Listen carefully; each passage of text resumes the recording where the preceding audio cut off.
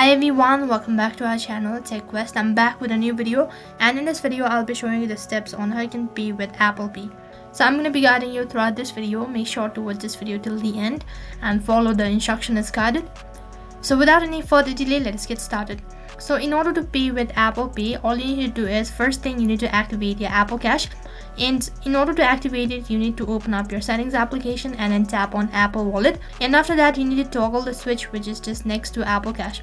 And as you do that, you've activated it. And also you need to toggle the switch for double click home button, which is right over here.